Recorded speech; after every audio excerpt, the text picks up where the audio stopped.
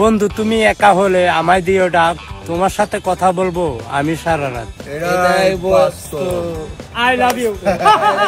গ্রামের একজন সাধারণ তরুণ থেকে তিনি এখন দেশের অন্যতম জনপ্রিয় content creator. I am metro rail, I am Dhaka, এটাই বাস্তব। I love you. রিপনের সহজ সরল জীবনযাপন আর সেই জীবনযাপনকেই উপস্থাপন করেন সোশ্যাল মিডিয়াতে। তার কন্টেন্টের মধ্য দিয়ে নিজের সেই সরলতার উপস্থিতি অনেকেরই পছন্দ।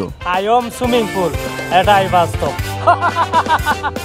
রিপনের এই যাত্রার শুরুটা ছিল একেবারেই আলাদা।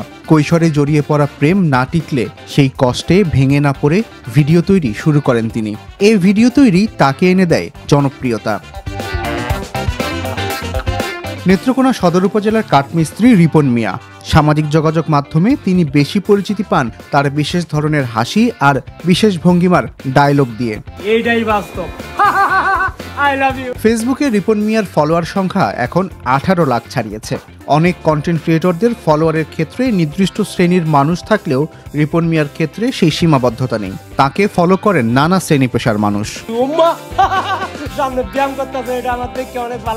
কাঠমিস্ত্রি রিপনের ভিডিওতে থাকে তার দৈনন্দিন জীবনের নানা দিক। বাদ যায় না ছাই দিয়ে দাঁত মাজা কিংবা পুকুরে গোসল করার মতো সাধারণ বিষয়ও।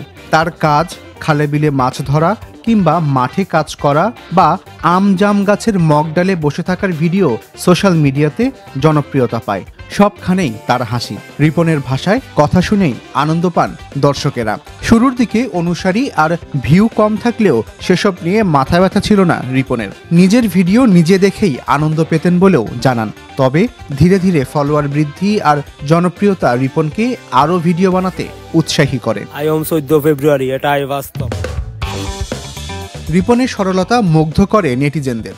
শত অপূর্ণতার মাঝেও রিপনের সন্তুষ্টি অনুপ্রাণিত করে অনেককেই। তবে রিপন সবকিছুর জন্য কৃতজ্ঞতা জানান সৃষ্টিকর্তার প্রতি। রিপনের ভিডিও নির্মাণ থেকে সম্পাদনার জন্য রয়েছে একটি দল। তার হয়ে সবকিছু ব্যবস্থাপনা তারাই করেন। রিপন মনে করেন তার পরিচিতির পেছনে এ দলের যথেষ্ট অবদান আছে। কষ্টের সময়টা ভুলতে অনলাইনে আসা রিপনের জনপ্রিয়তার সঙ্গে এসেছে আর্থিক সচ্ছলতাও। তবে তিনি কাঠমিস্ত্রি পেশা এখনও ছাড়েননি। কাজের মধ্যেই শান্তি খুঁজে পান রিপন।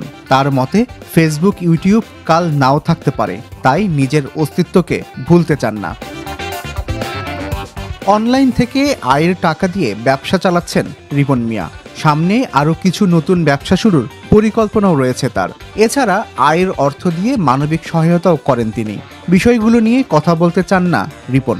তিনি গ্রামে একটি লাইব্রেরি করছেন।